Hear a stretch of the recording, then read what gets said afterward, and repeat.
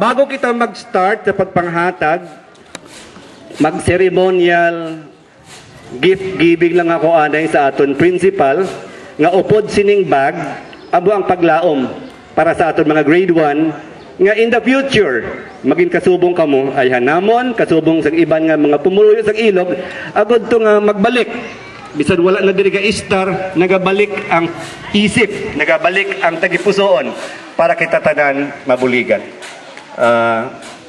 Ma-ceremonial turnover lang ako ng isa para sa grade 1 kay Ma'am Principal.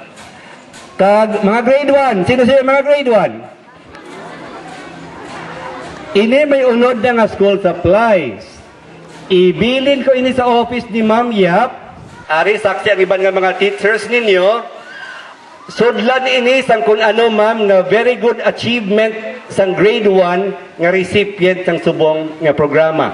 Palihog lang sulat sa gamay nga papel. Each time may nami nga nahimo ang grade 1 nga recipient sa index card, nami guro masulod dire. Para pagbalik ko sa December, mapasalamatan naton personally ang mga nagbulig. So grade 1, kabay pa magpakabuot kamo, mag-study sang matutuod para who knows, umpisa pa lang ini. Ang ginapangayo ko lang sa ginikanan amo na nga ari kamo. Tungod kay may nagpamangkot, wala pa gani klase, manghatag na kamo, basi madula.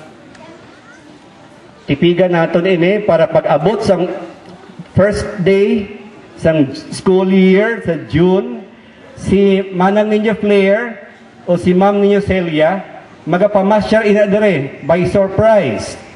Kung makita kamo nga may dala nga amo sini, kag basi pamangkuton kamo, kung makaspell na kamo sang supercalifragilisticexpialidocious.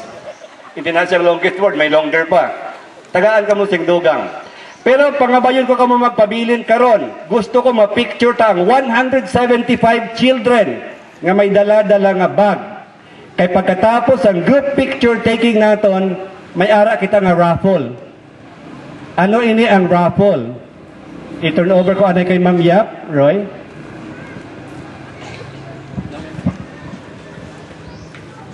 Upod diri ang paglaom para sa Ilog Elementary. Sige, ako na lang.